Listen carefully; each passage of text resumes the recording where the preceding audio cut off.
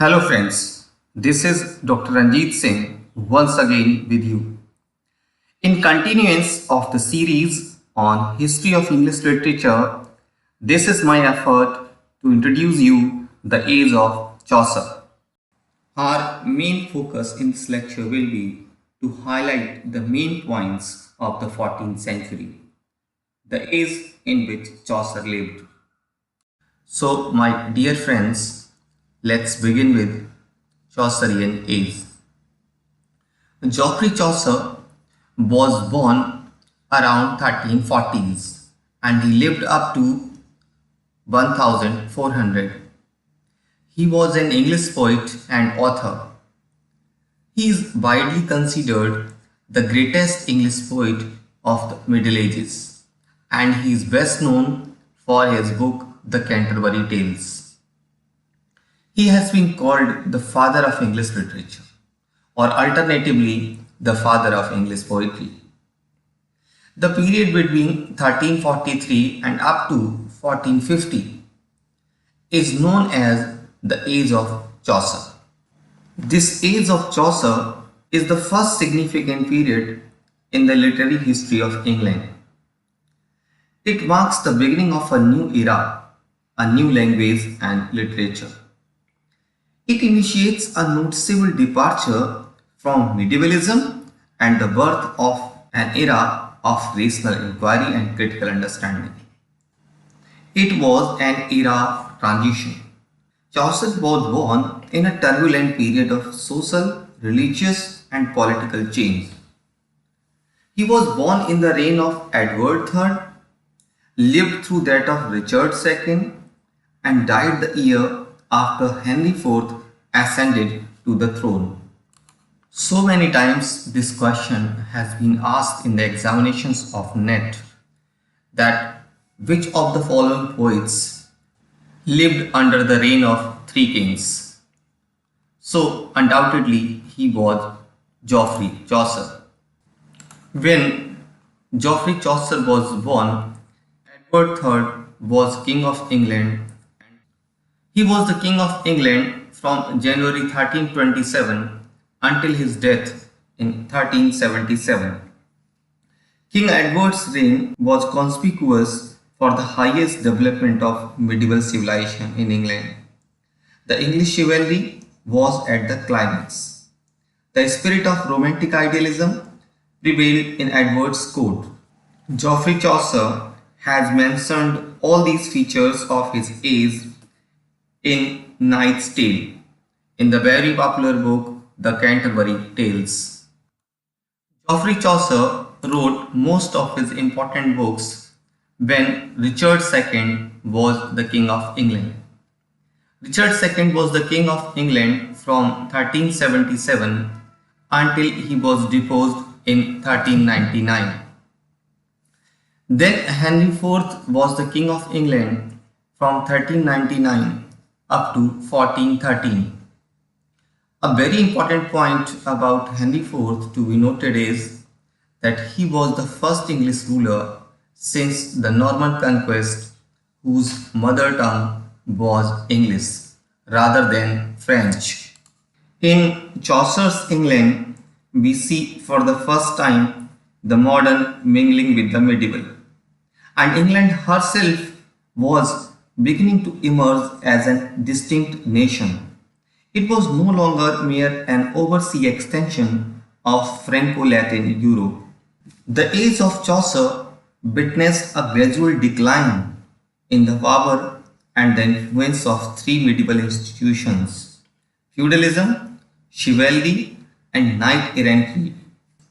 Chaucer's age is also known for the growth of national sentiment. In this age, we come across an ardent upsurge of nationalism. The fusion of Normans and Saxons had completely taken place even before the birth of Chaucer. Normans who invaded England in 1066 were foreigners, not by blood, but through environment also. And long before Chaucer, they were conscious of it. That's why they started believing and strengthening their unity. There was an awareness of the unity of customs and temperament and of language also in some degree. Consciousness of national unity was strengthened during the Hundred Years' War with France and the battles of Crecy and Poitiers. The victories of King Edward and the Black Prince on French soil during the Hundred Years' War gave a feeling of national pride and self-respect to the people of England. So for what happened, only the aristocracy had won successes on the battlefield by the length of the night, but in this war, Hundred Years' War, the humble bowmen, they played a very important role. So thus the barriers of military inequality between the upper class and the middle classes, that was also broken down. I would like to give you a brief insight of the Hundred Years' War. Actually, the Hundred Year War was a series of conflicts from 1337 up to 1453 waged between the rulers of England and the French House of Valois over the right to rule the Kingdom of France.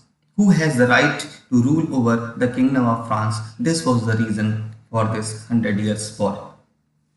In this Hundred Years' War, so many battles took place, but two battles are very important to be known.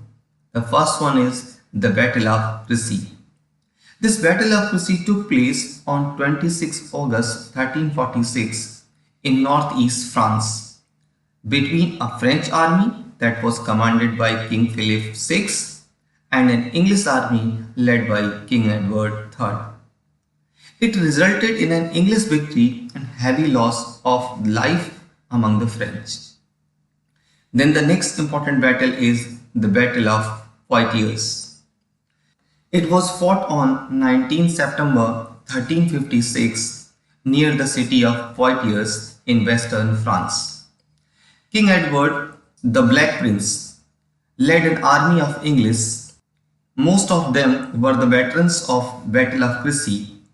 They were attacked by a large French force led by King John II of France. The result of the war was that the French army was badly defeated. During Chaucer's age, the English nation for the first time felt the existence of a common language and literature. The East Midland speech had become the language of the capital city and of the universities. French and English had amalgamated to form the standard English tongue, which attains its first finest expression in the poetry of Chaucer. In 1362, a statute ordained that English would be the language of law courts was passed. Now, I would like to give you a brief insight of this law statute that was passed in 1362.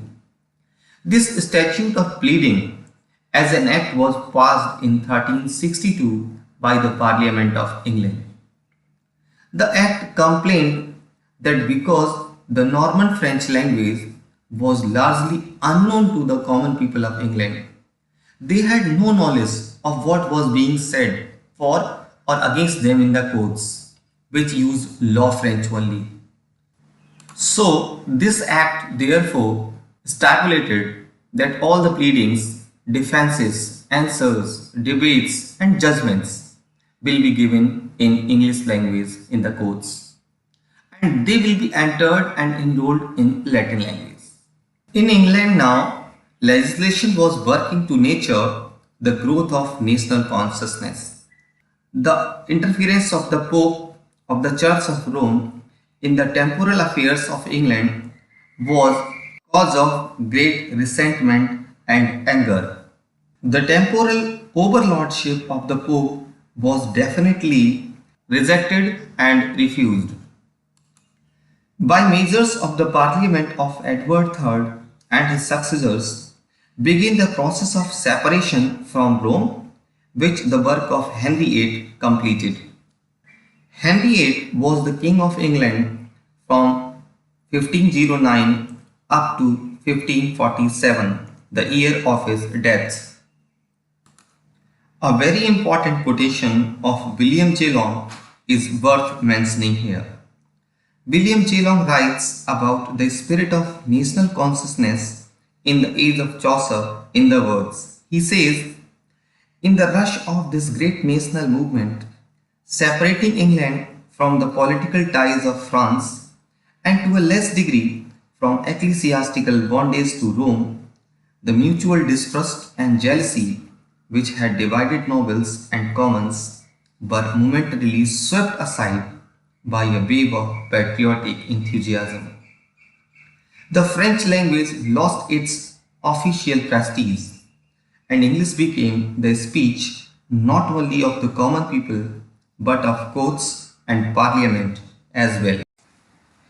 Dear friends, the Oxford University was founded about 1167 and a chancellor was appointed in 1214, whereas Cambridge University was recognized by the king in 1230 and by the church in 1233. In the age of Chaucer, however, both universities became important seats of learning. Oxford was the home of the Reformation and the Renaissance.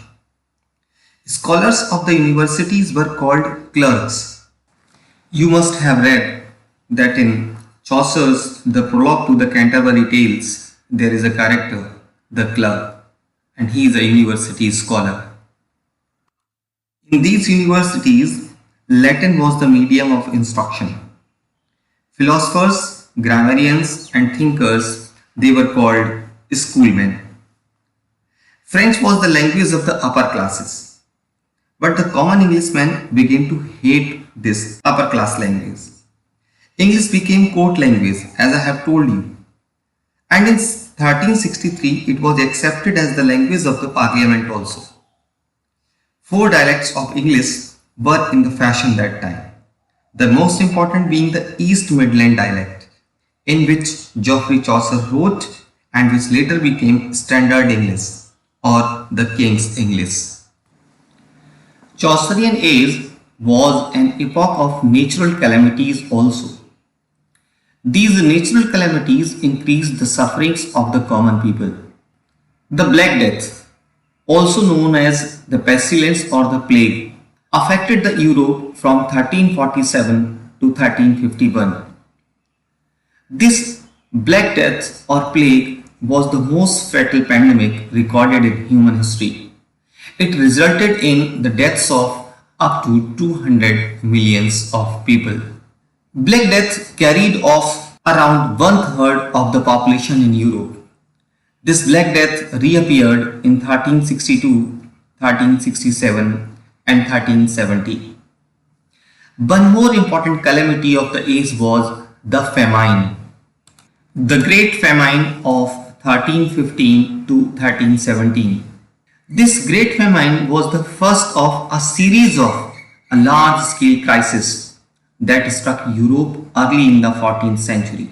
Most of Europe was affected. The famine caused millions of deaths over an extended number of years and marked a clear end to the period of growth and prosperity from 11th to 13th centuries. Consequently, there was an acute shortage of labor. The unrest among the peasants, among the people, began to breed because of the plagues and the miseries brought about by the 100 Years' War. Labor became scarce. The price of labor rose up. The price of bread fell sharply. Efforts were made to control wages by legislation. Wage earners tried to evade legislation by migrating to distant corners of the country. As a result, there was instability, indiscipline, lawlessness, and widespread discontent in England.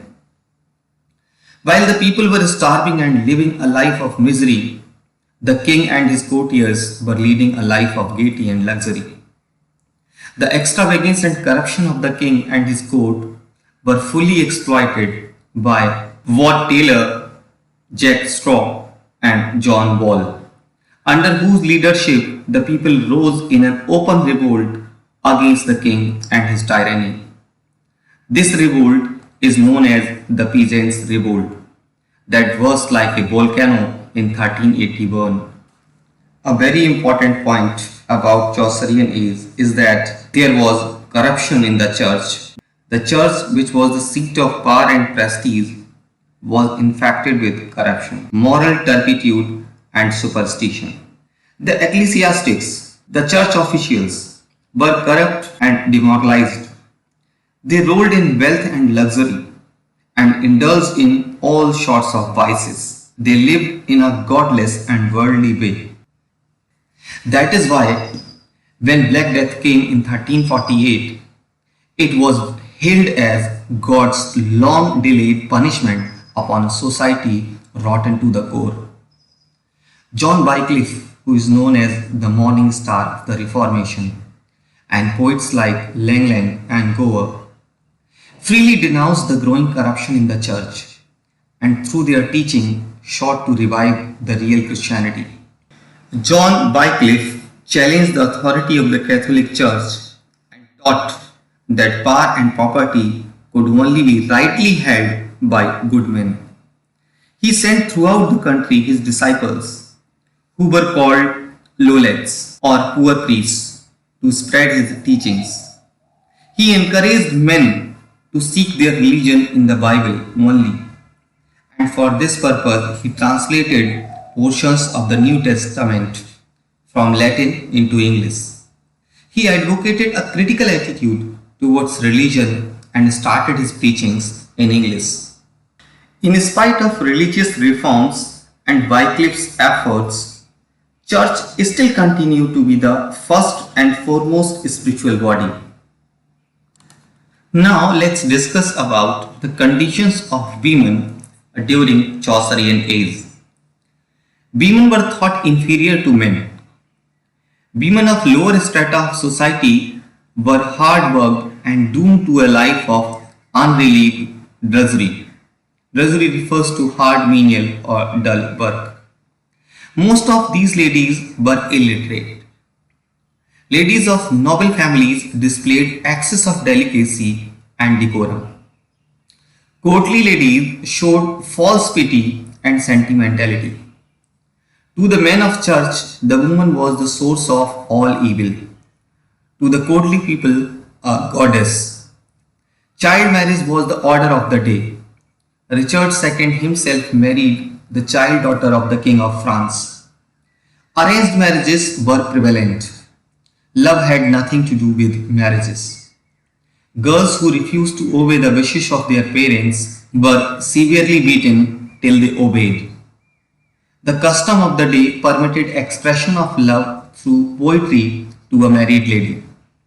Most married ladies in high society had such lovers who paid homage to them in their verse without ever coming in personal contact with them. Then it was the age of chivalry also. Chivalry implies the worship of woman and love of honor, personal, national and religious. Though there were many knights in the age of Chaucer, on the whole chivalry was on the decline. Most knights wasted their time in sloth and drunkenness and dishonorable pursuits. This decline was further caused by two more factors. First, the people had lost faith in the Crusades, and secondly, the growing prosperity of the merchant class made knighthood an empty mockery. During Chaucerian age, the democratic spirit was growing. Religious authority was also being shaken. It is indeed an age of intense social, political, religious and literary activity. It is the meeting ground of the medieval and the modern, the Renaissance and the Reformation, the old and the new, the religious and the secular. On the one hand, it represented the finest aspects of religion, science, literature, life, trade, chivalry and society, as well as justice. Broad-mindedness in religion and the use of national language also. Now let's discuss the main literary forms that flourished during this age. The main literary forms in poetry developed in this period were allegory, ballad, metrical romances, and narrative and descriptive poetry. New meters were coming into fashion. The complicated stanzas were melting away. Alliteration was dying out. The bow of the romance, though it has by no means gone, began to decline. The romantic ideals were superseded by the interrogative and critical spirit. The age of anonymity passed away. The English prose style was founded. The earlier specimens of prose have been experimental or purely imitative. Now, in the works of Medley and Mallory, we have prose that is both original and. Now, if we discuss the political scenario of the age, the last 15 years of the reign of Edward III were a lame and important conclusion after his earlier activity and success. The king became weak in body and in mind and allowed himself to be ruled by Alice Pearce. Alice Pearce was a woman of wit and beauty, but she was a woman of bad character. There were disagreements, confusions, and divisions in the government. The French regained much of their territory, and the only parts of France left in English hands were the districts just round Calais and Bordeaux. In 1376, the Black Prince also died. Black Prince was the eldest son of King Edward III. His real name was Edward of Woodstock, but in history he is also known as Black Prince. He was a bitterly disappointed man. In 1377, Edward III also died, and Richard II became the king at the age of 11. Now, at last, I would like to tell you that this period had seen the birth of new learning also, as humanism had already started in Italy. In the age of Chaucer, the medieval habits and transitions still continued to influence the masses. Church still continued to influence the masses. Church still controlled scholarship, theology molded men's thoughts and feelings. Ecclesiastical ideas controlled the feelings of common people, but their control was to some extent weakened by the spirit of new learning. Italy was the cradle of new spirit, which was revived by the study of the literature of classical antiquity, and a renewed interest not only for the art but also for the moral ideas of ancient Greece and Rome. Man's intellectual horizon expanded, and he began to make efforts to liberate himself from the shackles of theological slavery. Two Italian writers, Petrarch and Boccaccio, they are called the pioneers of this great revival. It was mainly through their work that the influence of humanism passed into England.